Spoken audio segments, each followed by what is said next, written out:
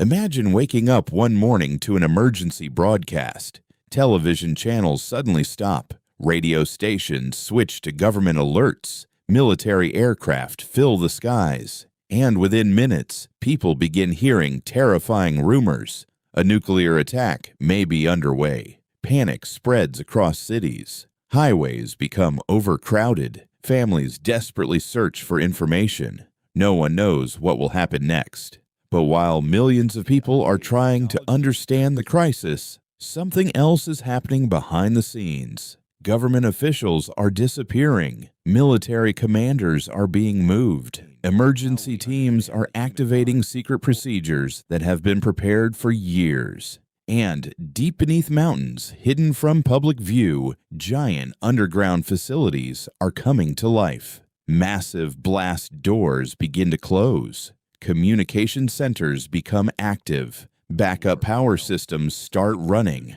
Entire underground cities prepare for the possibility of the unthinkable. For decades, most Americans knew almost nothing about these places. Many existed in complete secrecy. Others were hidden in plain sight. But all of them were built for one purpose: to ensure that the United States government could survive a nuclear war. This is the story of America's hidden underground cities, the secret bunkers built for the end of the world, a world living under the shadow of nuclear war. To understand why these facilities were built, we first need to understand the fear that created them. The year was 1945. World War II had ended, but even under the most extreme circumstances, for decades, Cheyenne Mountain became a symbol of Cold War preparedness. A fortress hidden inside a mountain, built to survive what many believed could become humanity's darkest moment. Chapter 5: Life Inside a Doomsday Bunker. But what would life actually be like inside one of these facilities? The answer might surprise you. These locations weren't empty rooms filled with equipment. They were designed for people. Sleeping quarters, kitchens, medical facilities, workstations, conference rooms, everything necessary to support continuous operations. Personnel trained regularly for emergency situations. Systems were tested. Equipment was updated. Contingency plans were reviewed. The people working inside these facilities understood their mission. If disaster occurred, they would be responsible for helping maintain order and communication. The pressure would have been enormous, because in a real emergency, the decisions made inside these bunkers could affect millions of lives. The technology of survival. The technology inside these facilities was often years ahead of what the public saw. Communication systems needed redundancy. Power systems required backups. Air filtration had to operate under extreme conditions. Engineers developed solutions to problems most people never even considered. How do you provide clean air in a sealed underground facility? How do you maintain communications if normal infrastructure fails? How do you generate electricity independently for extended periods? These questions drove innovation, and many technologies developed during the Cold War eventually influenced civilian systems. Emergency management, infrastructure planning, communication networks, all benefited from lessons learned during this era. The psychology of preparation. Perhaps the most interesting aspect wasn't the bunkers themselves, it was what they represented: fear, preparation, and uncertainty. The Cold War wasn't just a military competition, it was a psychological one. People lived with the possibility that a global conflict could happen at any time. Children practiced emergency drills. Families built shelters. Governments created contingency plans. Entire generations grew up under the shadow of nuclear weapons. The bunkers became physical reminders of that reality. Concrete evidence that leaders were preparing for worst-case scenarios, even if they hoped those scenarios would never occur. The end of the Cold War. As the Cold War began to fade, the need for some of these facilities changed. Some were declassified, some were repurposed, others remained active in different capacities. But their historical significance never disappeared. They remain powerful reminders of an era when global tensions pushed nations to prepare for unimaginable possibilities. Today, many people visit former Cold War sites as museums, walking through corridors once considered top secret, standing inside rooms where critical decisions might have been made, exploring places that were once hidden from the public. And in doing so, they gain a glimpse into one of the most extraordinary chapters of modern history. Ending. Today, satellites orbit above us. Technology connects the world instantly, and the Cold War feels like a distant memory. Yet beneath mountains and behind reinforced doors, traces of that era still remain. Silent reminders of a time when governments prepared for the possibility of nuclear catastrophe. The hidden underground cities weren't built because leaders wanted war. They were built because they feared it. They represented humanity's attempt to prepare for the worst while hoping for the best. And perhaps that is why these places continue to fascinate people today, because they reveal more than military strategy. They reveal human nature itself, our fears, our determination, and our willingness to build extraordinary solutions to extraordinary problems. The secret bunkers of the Cold War may have been hidden underground, but their story remains one of the most remarkable stories ever buried beneath the surface. And like many of history's greatest secrets, their legacy continues long after the doors were closed.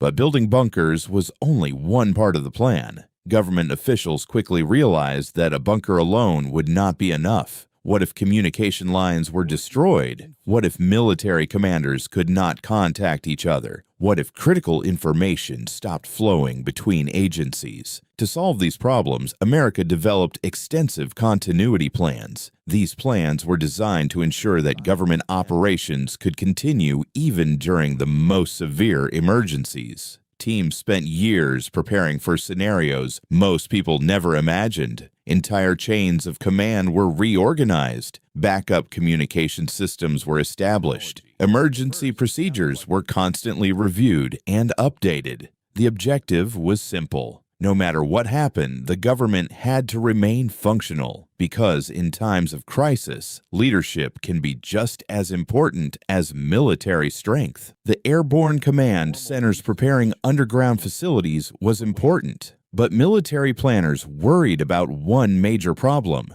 What if leaders could not reach the bunkers in time?